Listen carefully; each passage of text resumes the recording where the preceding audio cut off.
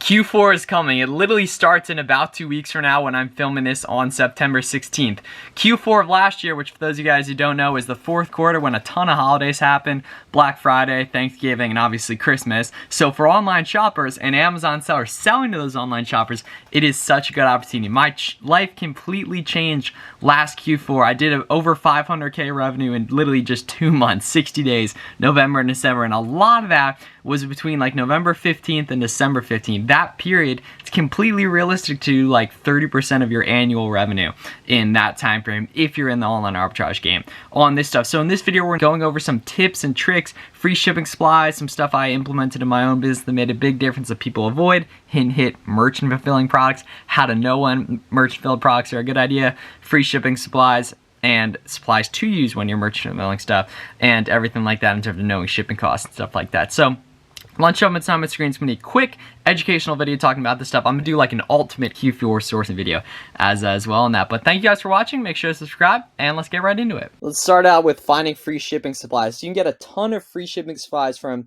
UPS and USPS. So typically on UPS, what I'm mainly doing is just getting the free 4x6 labels that get slapped on the package on stuff, both on FBA boxes in terms of the 2 labels and individual ones on FBM packages right there. So basically on UPS.com, what you want to do is create an account. You might have to buy tracking for like one thing, one shipment, just to get an account number. I'm pretty sure that's what I had to do. And then you can go through here and go to shipping supplies, right? And you actually get stuff for free basically right that. So I don't love the box options they have, but I do take advantage of the 4x6 labels right here on that. If we scroll down all the way to the bottom right here, we can see direct 4x6 right here. I guess 4x4.5, regardless, so it's worked the same way. On all that, season ones I was taking advantage. You can see, so I can do one roll right here. The key is you want to email them. You want to email them with your account number and say, hey, I sell on Amazon. Here's my account number. I was wondering if I could send 10 things of 4x4.5s right there, and you just copy and paste the item number into there, and they'll literally send it to you over. They send it really quick too, which is incredibly helpful on that. So that's definitely something you guys should all take advantage of, because regardless of whether you're doing UPS or USPS shipping, those labels are universal. And even if you're not even doing any merch for Q4 and stuff, it's helpful to just save extra money on the FBA stuff too. On that, like I said, take a look at the box options, but I don't love those personally on stuff.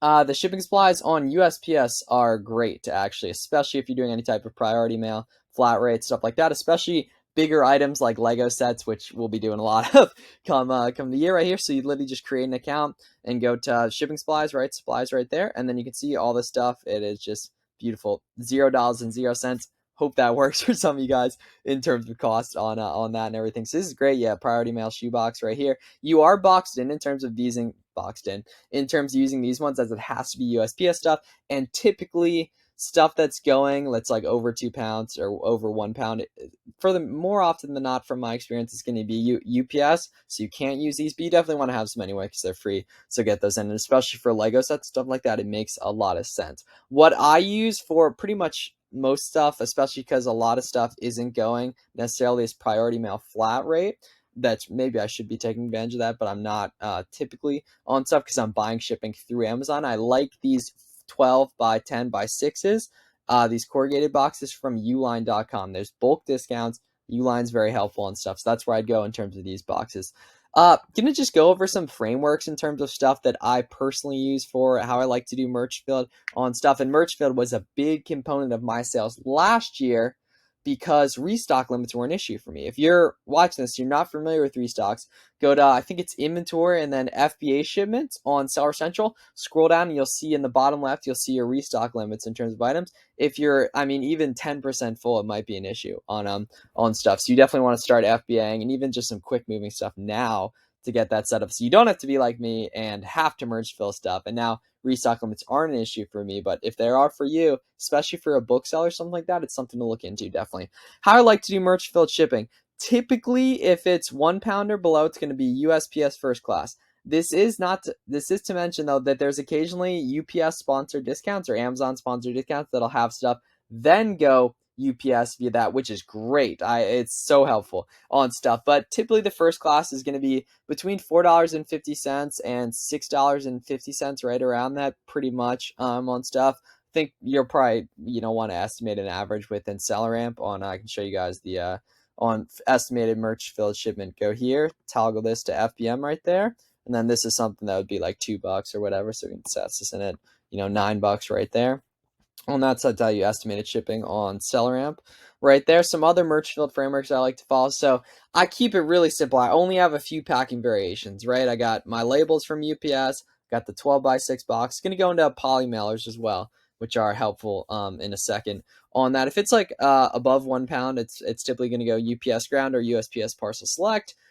Typically, if I'm doing stuff that's heavy, it's like a hoodie or something, like 2 pounds, shoes, 2 pounds, whatever, like that. I just put 2 pounds for pretty much every shoe that I load up in there, and it ends up being in the ballpark of like $10 on average, right around that. If it's going cross country to Cali from me in Pennsylvania, it's going to be like 11 or $13, and if it's going, domestically or pretty close, right, to New York or something like that, it's going to be like $8.75 on that.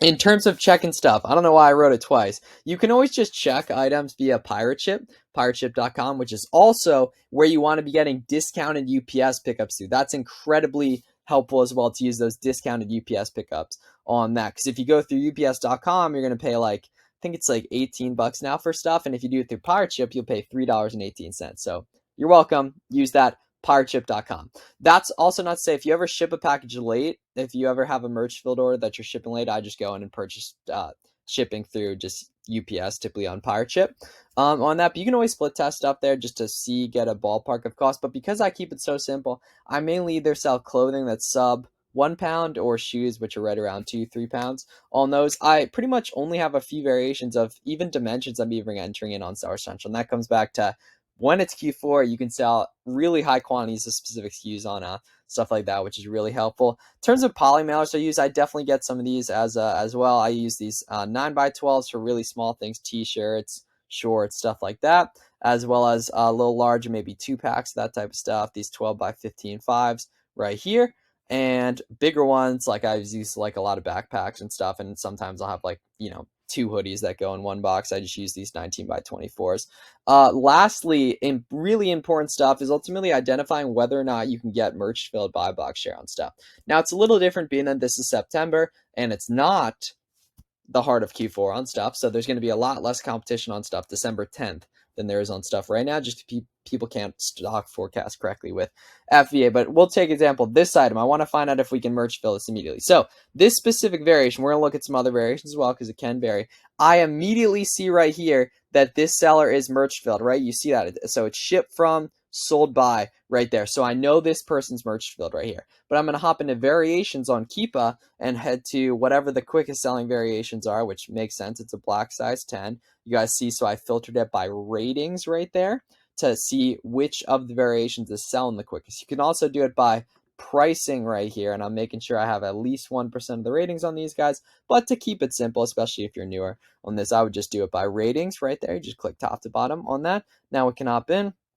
It says black and white size 10, and we can see this one as well. Sold from, sold by, right? Ships from, sold by right there. Shukuna, once again, right? And we can even verify that further by going data right here, buy box stats, right? And now we can see over the 30 days, we can see that 33% of the buy box share is going to this guy right here, who is not FBA right there, as well as the current buy box that's shown for me is this 2%. Seller right here who's only getting 2% of the buy box share, but is FBM right there. And you can see the discrepancy on pricing is so interesting in the buy box stats on stuff like that. We can see, look at this right over here. It's so important. Look at the difference in pricing. Really shows just how repriced you can get vastly different sale prices on stuff depending on either whether or not you reprice, understanding where the sales are actually going, which is coming from looking at the buy box stats right here. Like we can see this one person, literally 64 right here. 64, right? And then the majority of the buy box shares going to this seller right there at 79.50 on that. So you can start at, this listing in terms of looking for stuff that's merch filled. The big thing is digging in the data and the buy box stats on that. But just using SellerAmp, you guys know how I love to do it. Just pop these open. Right now we can go look for more listings right here. That dude had 2 listings on there. It's not supposed to. Right. And now we can hop in SellerAmp on the storefront search feature, filter by brand, filter by categories we like to carry, and get to work in terms of that. So I'm going to be doing a lot of this, a lot of manual sourcing, especially on Black Friday, getting stuff that I'm buying on Black Friday. I'm not waiting till January to send into FBA. A lot of sellers screw this up, and it's for those of you guys who are this late in the video, you guys are serious, right? A lot of people, as they end their Amazon year, like November 30th, they're like, okay, I can't send anything more to FBA because it's not going to check into the holidays. I might as well wait to send it. No. Sell it merch filled. There's such a lack of competition and stuff. It's a beautiful thing. Take advantage of it. Make some of that sweet, sweet merch filled money. Make me proud. Thank you guys for watching this video. Make sure to get all this free shipping supplies, right? Definitely get some of the poly mailers as well. Get going on that, and let's crush this Q4. Thanks for watching, and I'll see you in the next one.